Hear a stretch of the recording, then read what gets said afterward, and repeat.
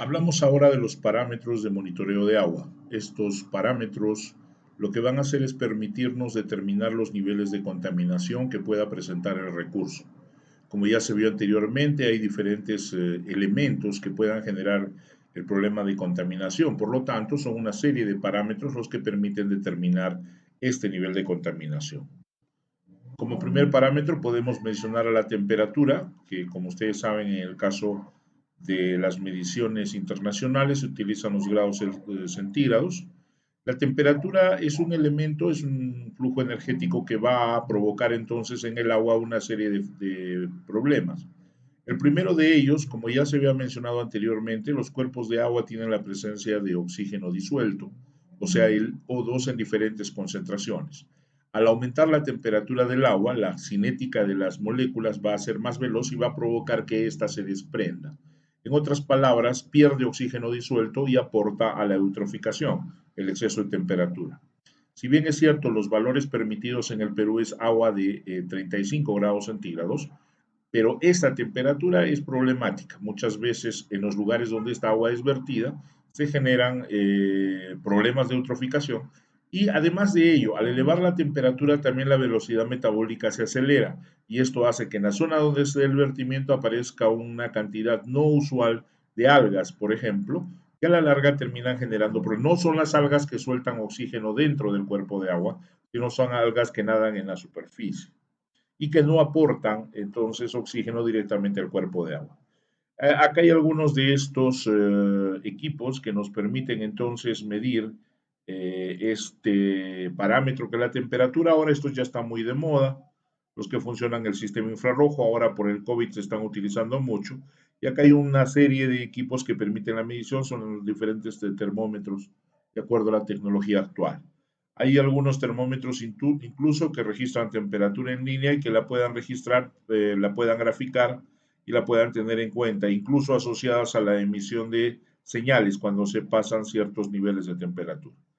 Este termómetro tiene un vástago que mide de 30, 90 o hasta 120 centímetros. El punto sensible está en el extremo y permite displayar la temperatura a la cual se está considerando en la pantalla LED que pueden observar a continuación. Otro de los parámetros resulta el pH. El pH, como ustedes saben, es el grado de acidez o basicidad que se observa en el medio.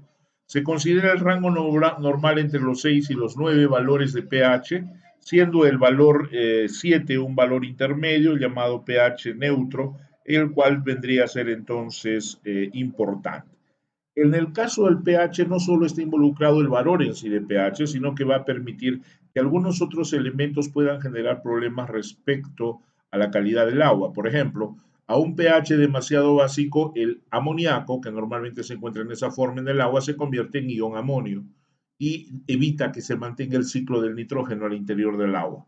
O el caso de algunos metales pesados, como por ejemplo el caso del cadmio, que cuando el pH se vuelve demasiado básico, este metal pesado se vuelve soluble y tiene la capacidad de entrar a la cadena trófica. Entonces, también, no solo en sí, o sea, no solo el hecho de que el pH sea muy ácido va a provocar la muerte de los organismos, sino que además de ello permite que otras sustancias cumplan o cambien de estado y puedan, digamos, constituirse en elementos peligrosos dentro del recurso agua.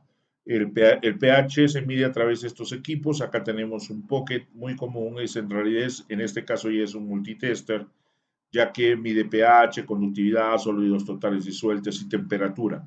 Hay que mencionar que la mayor parte de estos equipos electrónicos miden el pH compensando la temperatura.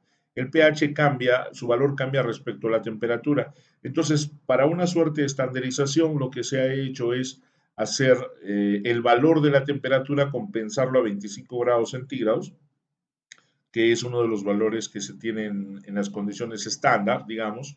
Entonces, lo que hace, tú mides el pH, toma la temperatura y automáticamente lo compensa como si la solución donde estás midiendo el pH estuviera a 25 grados centígrados. Acá hay diferentes modelos. Ahora, en el caso de la medición del pH, existe la circunstancia en la cual se tenga que medir sustancias no muy, digamos, transparentes, como en el caso de aquí, no sé si logran observar, se está midiendo el pH del lodo. Y entonces los pHímetros tienen una burbuja de vidrio con cierto grado de porosidad, donde logra salir cloruro de potasio, que es la sustancia que hace el contraste para hacer la medición. Cuando tenemos esta circunstancia, pues indudablemente va a haber un problema porque con el tiempo, a medida que se vayan llevando a cabo las mediciones, esta porosidad del bulbo por la cual sale el cloruro de potasio se va a ir tapando y va a evitar que se genere, digamos, una lectura adecuada.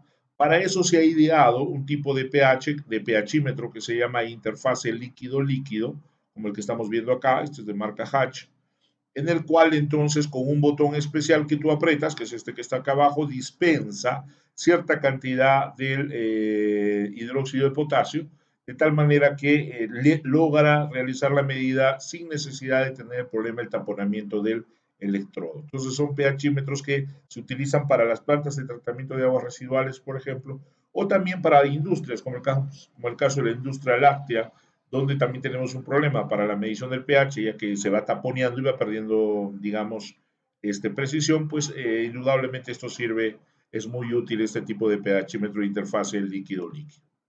Otro factor importante es la conductividad, que está relacionada con la cantidad de iones que se encuentran sueltos, solubilizados en el agua. Entre más cantidad de iones, mayor cantidad de conductividad va a haber, la relación es directa.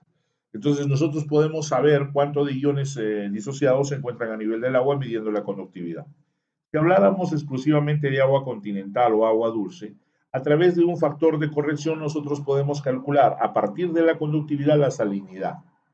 Pero esto no se puede aplicar de agua de mar, porque recuerden que el agua de mar es una solución sobresaturada de cloruro de sodio, donde no me va a medir la salinidad porque mucha sal no está disuelta en el agua, porque es una solución sobresaturada. La capacidad de solución del agua no le alcanza para disolver al cloruro de sodio. Entonces, esta conversión no aplica para agua de mar y para agua dura tampoco no es muy recomendada porque de todas maneras genera algún margen de error. Entonces, la conductividad es un factor importante. Wills-Cones genera una escala, por ejemplo, para determinar la calidad de agua para utilizarla en determinados tipos de cultivos. Acá tenemos algunos equipos, por ejemplo, el multitester que hablábamos hace un momento, es un equipo que también mide conductividad, es un pocket, es un manual, ¿no? Y también podemos tener conductivímetros de alta precisión que se utilizan para el laboratorio.